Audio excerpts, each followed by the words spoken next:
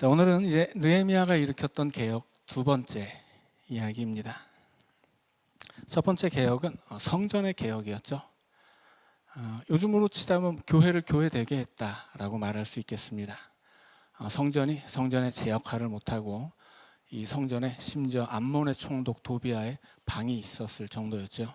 자, 그것은 단순히 어떤 한 사람의 제사장이 도비아 한 사람과 결탁한 것이 아니고 느헤미야처럼 신앙을 기준으로, 하나님 말씀을 기준으로 철저하게 개혁을 하려는 사람들도 있었지만, 그 반면에 그저 외부의 세력들과 타협함으로써 자기 민족의 생존을 모색하던 사람들도 있었다라고 말씀을 드렸습니다. 그들의 의도 자체는 나쁜 것은 아니었어요. 그들도 자기 민족을 사랑했고 자기 민족의 살 길을 찾았던 것입니다. 다만 문제가 있었던 것이죠.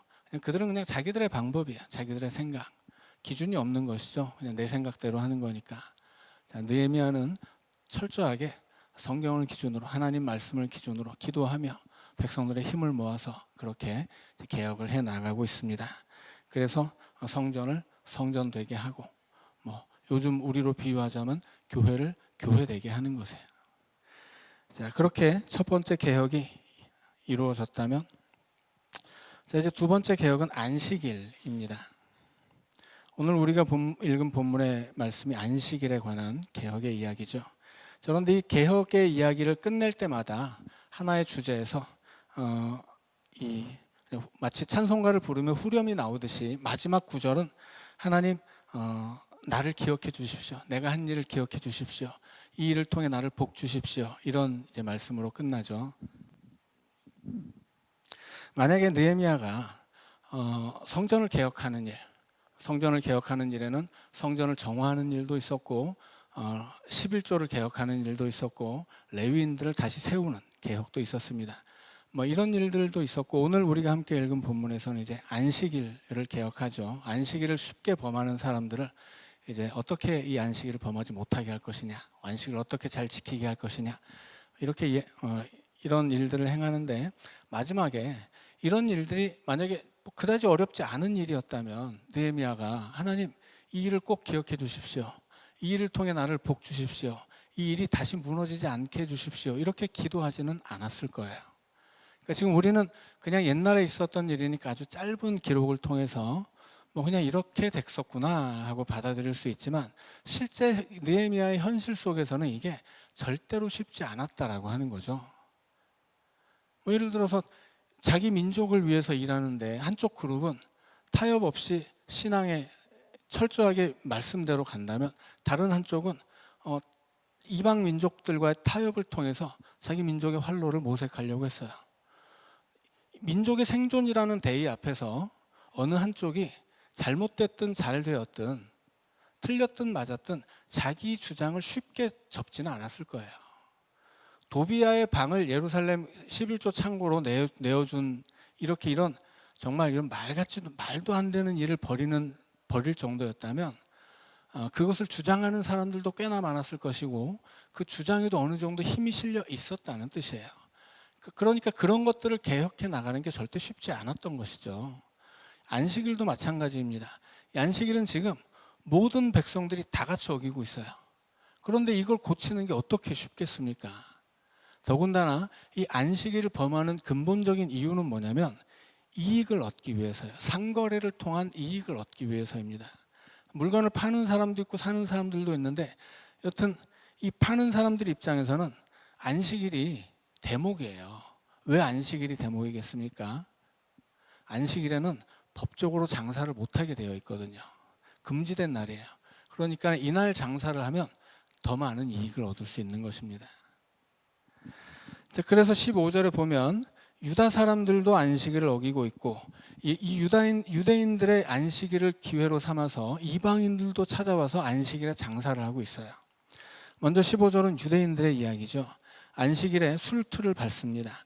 술틀이라고 하는 것은 포도를 거두면 포도를 포도즙 틀에 넣죠. 그게 술틀이에요. 그리고 이제 사람이 올라가서 막 발로 밟습니다. 그럼 그 포도가 막 터지고 그 포도즙이 밑으로 내려와서 모이면 이제 그걸 숙성시켜서 포도주로 만드는 것이죠. 이것은 굉장히 큰 축제예요. 이스라엘에서는 다만 안식일에는 해서는 안 되는 것이죠. 1년의 농사를 수확하고 그것을 포도주로 만드는 작업이 얼마나 기쁘겠어요. 마음도 넉넉해질 뿐 아니라 이 술틀에 올라가서 포도를 밟는 일 자체가 그 기분이 되게 좋아지는 일이에요. 그거를 하는 사람도 기분 좋고 보는 사람도 기분 좋습니다. 그걸 밟을 때마다 막 포도가 터져서 즙이 흘러나오면 그게 고여서 다 돈이잖아요. 그러니 다 재밌는 일이거든요. 안식일에 이 재밌는 일을 하고 싶은 거예요. 네, 하나님이 안식일에 수확하지 말라고 말씀하시죠. 어떤 사람은 곡식단을 나귀에 실어 운반합니다. 그리고 어떤 사람은 포도주와 포도와 무화과와 여러 가지 짐을 싣고 안식일에 예루살렘에 들어와서 음식물을 팔아요. 그래서 느헤미야가 경계하였죠. 말로는 이제 경계했다라고 하지만 혼냈다는 뜻이에요. 혼냅니다. 안식일이라고 하는 말, 사바트라는 말인데 이 안식이라는 말은 뭘 안 한다 그런 뜻이에요. 그러니까 일을 안 한, 가장 기본적으로는 일을 안 하는 날이 안식일이에요. 일을 안 하니까 안식일이라고 이제 번역이 됐는데, 그러나 일만 안 한다고 끝이 아니죠. 안식일은 하나님 앞에 예배를 드리는 날이에요. 그래서 주중에 6일은 나를 위해 사는 날이에요. 그러나 안식일은 주를 위해 예배하는 날입니다. 그 구약시대 예배는 좀 달랐어요. 아주 고대 이 포로기 이전에, 이스라엘이 망하고 이스라엘 사람들이 다 바벨론에 잡혀갔다 오기 이전에는 이 안식일에 예배를 드릴 때 성전에서 예배를 드립니다. 그러면 성전에서는 제사장과 레위인들이 예배를 드리고 이스라엘 백성들은 그 성전을 향해 기도하는 거예요. 아무것도 안 하면서 이스라엘 모든 백성이 성전 하나밖에 없었잖아요. 성전을 다른 것을 두는 걸 허락하지 않으시죠. 왜냐하면 다른 성전을 만들면 이거 우상 숭배가 되기 때문에 성전 하나밖에 없고, 하나밖에 없는 성전에 모든 백성이 와서 예배를 드릴 수가 없는 거예요. 그래서 고대 이스라엘의 예배는 이 제사장과 레위인들이 이스라엘 백성을 대표해서 예배를 드립니다. 그러면 이스라엘 백성들은 그날은 노동을 하지 않고, 심지어는 사사로운 말을 하지도 않고 오락을 하지도 않고 어디 멀리 가지도 않으면서 성전에서 드리는 예배를 향해 마음을 드리는 거예요. 마치 우리가 주일에 예배를 드리면 우리가 다 같이 부르는 찬양 부르는 시간도 있지만 성가대 찬양도 있죠. 성가대가 찬양을 하면 성가대만 찬양하는 게 아니잖아요. 대표 기도자가 기도하면 그 사람만 기도하는 게 아니죠. 그 찬양에, 그 기도에 우리 모두의 마음을 실어서 하나님께 함께 드리는 거예요. 그러니까 옛날 구약시대 이스라엘의 예배라는 게 그랬던 거예요. 제사장들이 레위인들과 함께 번제를 드리면 모든 백성들은 아무것도 하지 않고 그들의 마음을, 그 하루를 온전히 아무것도 하지 않으면서 드려지고 있는 그 예배에 자기들의 마음과 삶을 실어서 함께 드리는 것입니다. 그런데 누구든지 자기를 위해 일을 하면, 혹은 사사로운 오락을 행하면, 어디 멀리 가버리면, 그러면 어떻게 되는 거예요? 그 예배에 동참하는 게 아니게 되는 거죠. 그래서 아무것도 하지 말라는 것입니다. 그러니까는 안식일에 아무것도 하지 않는 것 자체가 목적이 아니고, 이 안식일에 아무것도 하지 않는 이유는 함께 예배를 드리기 위함이에요. 그런데 포로기가 되면서 이스라엘 사람들이 바벨론으로 잡혀가면서 바뀌게 돼요. 왜냐하면 예루살렘 성전이 불타 없어지기 때문이죠. 그리고 먼 곳으로 잡혀갔기 때문이에요. 그래서 그들은 포로기에는 회당을 짓고 율법 중심의 예배를 드립니다. 더 이상 이 포로지에서는, 바벨론에서는 제물을 바쳐서 제사를 통해 드리는 예배가 아니에요. 거기서는 회당에서 율법을 읽고 율법을 강독하는, 말하자면 오늘 우리가 드리는 예배처럼 말씀 중심의 예배를 드리게 돼요. 그것은 성전이 없기 때문에 그 성전 중심의 신앙이 이제 말씀 중심의 신앙으로 옮겨졌던 것입니다. 그리고 다시 포로지에서 돌아왔을 때는 이제는 성전도 있고 율법도 있어서 성전 중심의 신앙과 율법 중심의 신앙이 동시에 진행이 되는 거예요. 그래서 처음에는 이스라엘 백성들의 신앙은 성전 중심이었는데 바벨론에 잡혀가서는 율법 중심이었고, 돌아와서는 성전과 율법을 중심으로 하는 신앙으로 살았다라고 이해하시면 되겠습니다. 여튼 안식일에는 여전히 아무것도 할 수 없습니다. 그리고 오히려 이것이 더 강화돼 가요. 왜 강화되어 가냐면 이스라엘 백성들이 스스로를 지켜야 되거든요. 자꾸만 이방인들이 찾아와서 이 이방인들과 거래하고 그들과 결혼을 하기도 하고 그들의 문화를 받아들이고 우상 숭배까지 받아들이다 보니까 그것에 대한 반동으로 이래서는 안 돼. 우리 이 더 철저하게 율법을 지켜야 돼. 이렇게 된 거예요. 그러니까 예수님 시대에 예수님이 바리새인들을 향해서 니들은 너무 율법밖에 몰라. 너희들은 율법의 껍데기밖에 가지고 있지 않다라고 책망을 하시지만 실은 이게 어쩔 수 없는 역사적인 필연성도 있어요. 그들은 자기 민족의 정체성을 위해서 철저하게 이방인을 배격하는 혈통을 지켜야 했습니다. 혈통을 지키기 위해서 이방인을 지나치게 배격한 거예요. 그리고 이 이방인의 지배를 받고 있었기 때문에 그들의 문화와 그들의 이 권세들이 이스라엘 안으로 침투해 들어오거든요. 이거를 끊어내기 위해서 더 철저하게 율법적으로 갈 수밖에 없었던 거예요. 그러니 이 예수님 시대의 이스라엘 백성들의 어떤 율법주의라고 하는 것도 마냥 잘못된 것만이 아니라 이것은 그들이 너무나 약한 민족으로 약한 나라의 백성으로 살았기 때문에 어쩔 수 없었던 부분도 있다라고 하는 것입니다. 그런데 이것은 도를 넘었죠. 이제 안식일이 아무것도 아닌 날이 됐어요. 안식일이 되어도 예배를 드리는 것보다는 지금 술투를 밟는 사람들은 이 사람들 포도 다 준비해 놓은 거잖아요. 포도즙을 짜는 일의 첫 단계가 술투를 밟는 거거든요. 이 사람들 일할 준비 다 해놓고 그냥 예배만 얼른 후딱 갔다 와서 예배만 후딱 가서 드리고 와서 얼른 이거 하고 싶은 거예요. 그러니까 안식일의 중심이 예배에 있는 게 아니라 자기들의 삶에 있는 것이고 이런 노동을 통해서 얻는 유익 때문에 이제 안식일이 아무것도 아니게 된 거죠. 곡식단을 나르는 사람들도 마찬가지고 어떤 사람들은 여러 가지 예루살렘에 살지도 않는데 안식일이 되면 예루살렘으로 막 사람들이 예배하러 오니까 이때가 기회야. 그리고 먹을 거를 팔러 음식을 들고 와요. 이 사람들은 예배 드리러 오는 게 아니죠. 유대인임에도 불구하고 예배 드리러 성전에 오는 게 아니에요. 사도행전에 보면 안진뱅이가 있어요. 베드로와 요한이 그 안진뱅이를 예수의 이름으로 일으켜주죠. 근데 그 안진뱅이가 날마다 성전에 갑니다. 이 사람은 성전에 가지만 성전 안으로 들어가진 않아요. 그리고 성전 앞에 앉아서 성전을 등지고 앉습니다.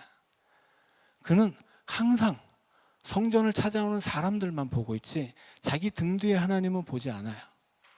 늘상 자기 앞으로 다가오는 사람들, 그들의 주머니만 보는 거예요. 저 사람이 나에게 얼마 주려나. 하나님은 뒷전이고 성전을 찾아오는 사람들에게 그렇게 돈을 얻기 위해서 날마다 성전에 출근합니다. 그러니 그는 60만 병든 사람이 아니었던 거죠. 그의 영혼이 병든 사람이고 믿음이 병든 사람이에요. 그렇게 하나님 앞에 나와서 하나님에게는 등 돌리고 그의 관심은 온통 자기가 얻을 이익에만 있어요.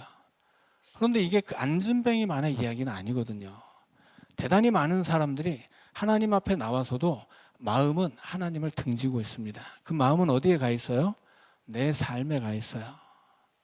하나님 앞에 나와서 걱정하는 것은 내 삶이에요. 하나님을 내가 예배해야지, 하나님께 찬양 드려야지, 내가 하나님께 감사 드려야지, 내가 하나님께 기도 드려야지, 내가 오늘 멀어진 하나님과의 관계를 더 좁혀야지, 내가 하나님 앞에 죄를 회개해야지, 이런 게 아니고 그냥 그 관심이 하나님 앞에 나와서도 그냥 내 삶에 다 가 있는 거예요.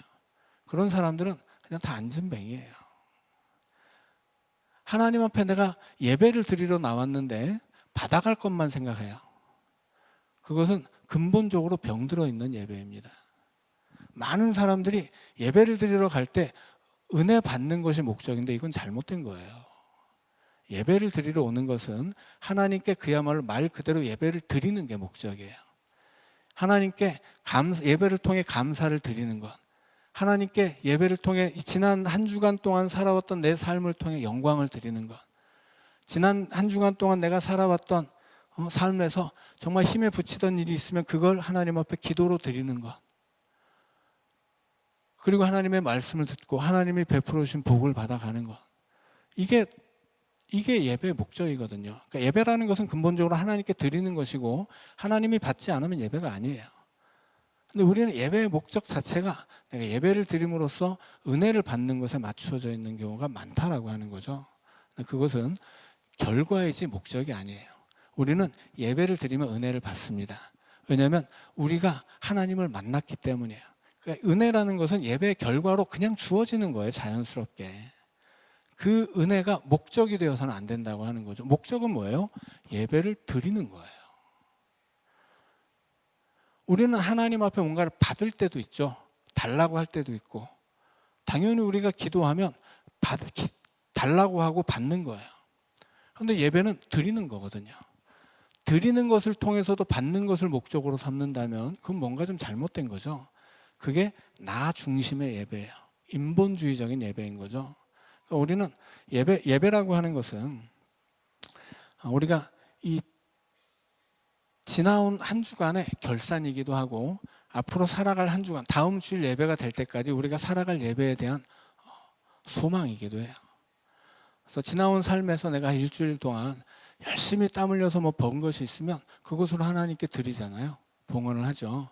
그러면 하나님, 내가 이렇게 세상에서 일한 것으로 얻은 것, 하나님이 다 내게 주신 것으로 알고, 이것이 다 하나님 내게 맡겨주신 것인데 하나님의 필요를 따라 또 나의 믿음을 따라 내 기쁨과 감사의 제목을 따라 드립니다.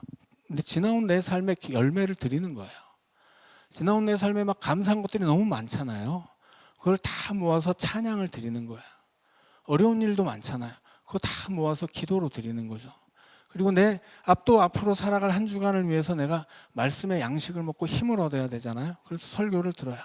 설교를 듣고 또 우리가 대표 기도자들을 통해서 공동체적인 기도를 드리고, 또 세상으로 나아가기 전에는 축도를 통해서 하늘의 복을 받아서 또 힘을 얻고 나아가는 거예요. 예배라고 하는 것은 이것은 수단이 아니다라고 하는 거예요. 이건 목적이에요. 예배는 우리 인생의 목적이에요.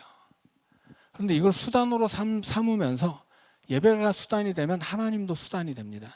하나님한테는 늘 이 하나님을 나한테 뭘 주는 사람, 주는 분, 내가 뭔가를 뜯어내야 되는 분, 뭐 이렇게 되는 거예요. 그러니까 이 목적과 수단을 헷갈리면 안 된다라고 하는 거죠. 하나님은 목적이고 예배도 목적입니다. 그래서 우리가 이것을 수단으로 삼을 때 우리의 믿음이 그때부터 병들기 시작하는 거예요. 나를 위한 하나님, 나를 위한 예배. 오히려 거꾸로 돼야 되죠. 하나님을 위한 내가 되어야 하고 예배를 위한 내가 되어야 합니다. 그런데 안식일에 이 사람들은 하나님을 앞에 찾아오는데 음식을 들고 와요. 하나님 앞에 바치기 위해서가 아니라 이거 팔아서 돈을 얻기 위해서죠. 예루살렘 사람들이 이러니까 또 두로 사람들도 가세합니다. 이 사람들은 또 더 좋아요. 왜냐하면 모든 유대인들이 다 장사하는 건 아니거든. 어떤 사람은 지키기도 하는데 어떤 사람은 안 지키는 거죠. 그래서 15절에서도 어떤 유다 사람이에요. 모든 유다인들이 다 그렇지는 않아요. 그런데 두로 사람들은 거리낄 것이 없죠. 안식일은 장사하기 더 좋은 날이에요. 그래서 안식일에 찾아옵니다. 이 두로는 이스라엘에서 북쪽으로 쭉 올라가면 해안가에 있는 도시인데, 그 시대 지중해 세계의 가장 유명한 무역 상인들이었습니다. 이 사람들의 주된 사업이 무역이에요. 이스라엘도 갈릴리 호수가 있지만 거기는 민물고기죠. 이 사람들은 바다 물고기를 가져옵니다. 당연히 민물고기보다 바다 물고기가 더 맛있어요. 장사가 잘 된다는 뜻이죠. 그리고 이 사람들은 무역을 통해서 이스라엘 사람들은 도무지 얻을 수 없는 외국의 신비한 물건들을 가지고 와서 파는 거예요. 그런데 기왕이면 안식일에 오면 장사가 더 잘 되는 거죠. 왜냐하면 경쟁자들이 줄었으니까 더 좋은 이 길목에서 장사를 할 수 있고 더 많은 사람들에게 더 많이 팔아먹을 수 있는 거죠. 그래서 두로 사람들이 안식일만 되면 더 신이 납니다. 그래서 17절에 보니까 느헤미야가 유다의 모든 귀인들을 꾸짖어요. 아니, 장사하는 사람들도 있고 그 장사하는 사람들한테 물건을 사는 사람들도 있는데 왜 엉뚱한 귀인들을 꾸짖을까요? 여기서 귀인들은 그 시대의 재력가들 혹은 권력가들입니다. 예를 들어서 사람들이 물건을 파는데 아무 데서나 팔까요? 그렇지 않죠. 시장이 형성돼요. 시장이 형성되면 아무나 와서 팝니까? 그렇지 않죠. 조합이 형성돼요. 조합이 형성되면 그 조합을 관리하고 유지하고 그 시장에서 장사하는 것을 허락하고 금지하는 사람들이 생기기 마련이에요. 그래서 그 모든 상거래를 관리하는 사람들, 그 상거래를 통해서 가장 큰 이익을 얻는 사람들, 이 상거래를 조직화하고 질서화해서 그 상거래를 통해 가장 큰 이익을 얻는 사람들이 있단 말이에요. 그들이 누구냐면 귀인들인 거예요. 그들이 자기들의 큰 이익을 위해서 일반 백성들이 마음껏 장사하게 놔두고, 심지어 두로 사람들도 자기네 시장에 와서 들어와서 안식일에도 예루살렘 성 안에 들어와서 마음껏 장사하게 했다는 거예요. 그래서 느헤미야가 그들을 꾸짖습니다. 어찌 이 악을 행하여 안식일을 범하느냐. 안식일을 범하는 건 모든 백성이 다 범했더라도 일반 백성들의 죄는 좀 덜한 거예요. 그 지도자들의 죄는 더합니다. 그래서 성경은 기왕이면 선생되지 말아라, 그렇게 이야기합니다. 왜냐하면 책임이 더 무겁거든요. 그래서 이 일반 백성들도 다 같이 상거래하고 안식일을 어기고 있지만, 그 상거래의 핵심이 되는 사람들, 그 상거래로부터 가장 큰 이익을 얻는 사람들, 그들에게 느헤미야가 꾸짖어요. 그리고 그걸 바꾸죠. 당연히 반발이 있습니다. 느헤미야가 총독이어도 자기 밥그릇 뺐는데 가만히 있겠습니까? 그럴 리가 없죠. 얼마나 큰 반발이 있겠어요. 사람들이 조금 불편하게 하는 것은 참아도 돈 못 벌게 하면 안 참습니다. 그것은 예나 지금이나 마찬가지예요. 자기들이 이 시장을 통해 상거래를 통해 막대한 이득을 얻고 있는데 안 돼. 앞으로 저 성문 닫아버려.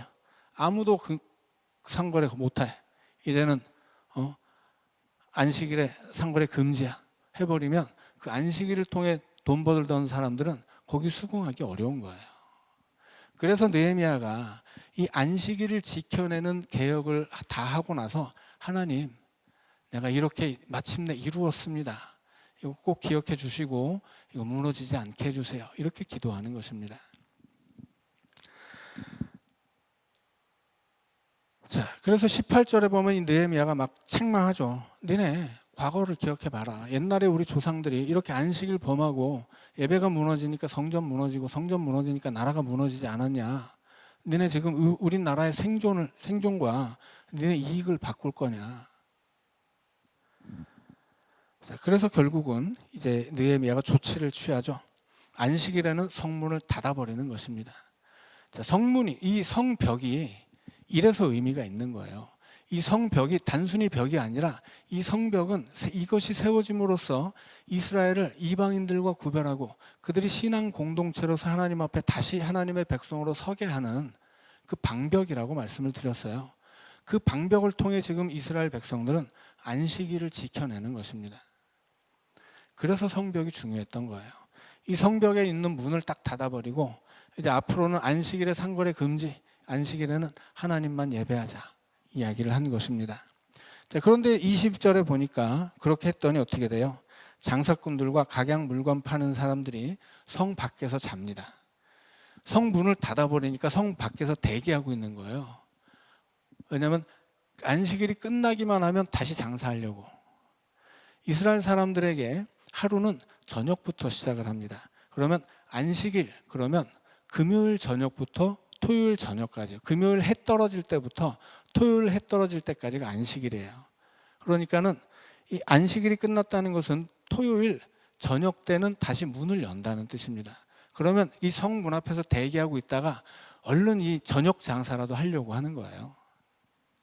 그러면 어떻게 될까요? 그러면 안식일에 관심이 이 언제 문을 여느냐, 여기에 또 쏠리게 되는 거죠. 그래서 아모스 5장을 보면 하나님이 이 아모스 시대 이스라엘 백성들을 책망하시는데, 니네가 안식일에 예배를 얼른 드리자고 하면서 예배 드리면서 언제 이 안식일이 끝나서 우리가 또 장사를 할까, 이런 고민을 한다, 이렇게 책망하세요. 그러니까 느헤미야가 볼 때는 이 아모스 시대에 패역한 이스라엘 백성들과 똑같은 거예요. 성문을 닫아 걸어도, 그들이 안식일이어서 하나님 앞에 나와 예배를 드려도 그 마음은 사도행전에서 보았던 그 안진뱅이처럼 하나님을 향해 등을 돌리고 자기가 얻을 이익에만 온통 관심이 있는 거죠. 그래서 느헤미야가 이 성벽 앞에 대기하고 있는 사람들도 다 쫓아버립니다.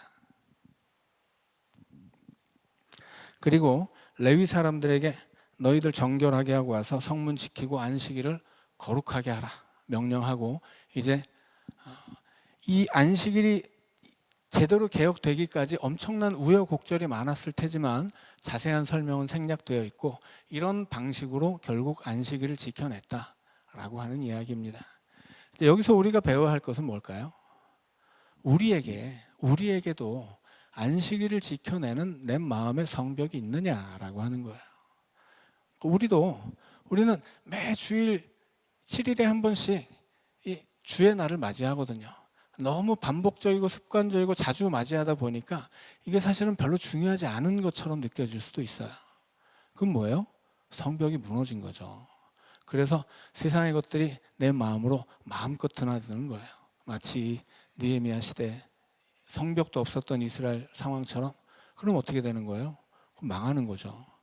내가 하나님 앞에 나와서도 내 마음이 다 저 세상으로만 향해 있고, 내 마음에 세상에 온갖 삿된 것들이 다 들어와서 예배 시간에도 내 마음과 생각을 차지하고서는 세상 일 고민하고 있고, 예배 드리러 나와서도 내 마음에 이 세상의 근심과 걱정이 쌓여 있고, 내 관심이라고는 이 내 생활에 필요한 것들, 이런 것밖에 없다면 이건 예배가 아니게 되는 거거든요. 그래서 우리에게도 성벽이 필요하다라고 하는 거예요. 나의 안식일을, 나의 예배를 하나님 앞에 거룩하게 지켜줄 성벽이 필요합니다. 그래서 우리가 예배를 드릴 때는 세상에 삿된 것들이 내 안에 들어오지 못하도록, 내가 가지고 있는 부정적인 감정이나 내 안에 들어와 있는 이 악한 것들이나 혹은 세상에서 묻혀온 것들, 이런 것들을 다 잘라내고 이런 것들을 막아줄 믿음의 방벽이 필요한 거예요. 그래서 우리로 하여금 정말 하나님 앞에 진지한 예배를 드리고 진정한 예배를 드려서 하나님도 받으시면 기뻐하실 예배가 될 수 있도록 나의 예배를 지키는 믿음의 마음의 방벽들이 필요하다라고 하는 것입니다. 결국 그것은 물리적인 벽이 아니기 때문에 기도하는 수밖에 없어요. 그리고 우리의 마음을 준비하는 수밖에 없습니다. 주일이 되면 되기도 전부터 내일은 예배하는 날이야. 주일은 그냥 예배하는 날이야. 나의 날이 아니고 주의 날이야. 이런 원칙들이 있어야 되고요. 주일이 되면 예배하기 전에 레위 사람들도 몸을 정결하게 하고 오잖아요. 몸 씻고, 아주 우리 옛날 어르신들 열심히 이렇게 빌다가 예수 믿게 되면 똑같이 하나님한테도 그렇게 열심히 잘 빌으셨어요. 목욕 재개하고 하나님 앞에 나오고, 단돈 1,000원짜리 한 장을 헌금으로 바치더라도 막 다리 위로 다려서 나오고, 그것이 정성이거든요. 그 정성이 모든 것은 아니지만 그 정성은 많은 의미를 가지고 있습니다. 하나님 앞에 나올 때 우리가 내 마음부터 준비하고, 내 마음을 씻듯이 몸도 깨끗이 씻고, 하나님 앞에 나올 때 옷을 깨끗이 입고, 그렇게 정결하게 하고 조금 일찍 와서 내 마음에 세상의 것들이 묻어 있으니 번잡한 것들 많잖아요. 우리 얼마나 바쁘고 걱정할 것은 또 얼마나 많아요. 이걸 다 기도로 씻어내야 돼요. 그래서 11시가 예배면 11시까지 오면 안 돼요.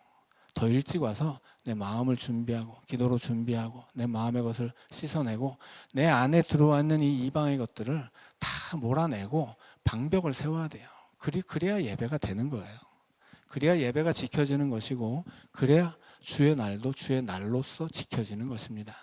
그래서 우리가 느헤미야 시대에 단순히 옛날에 있었던 이야기가 아니라 오늘 우리의 이야기로 받아들이고, 이 안식일을 안식일 되게 했던, 예배를 예배 되게 했던 이 성벽이 내 안에도 있을 수 있도록 그렇게 이것을 세워나가야 한다는 말씀입니다.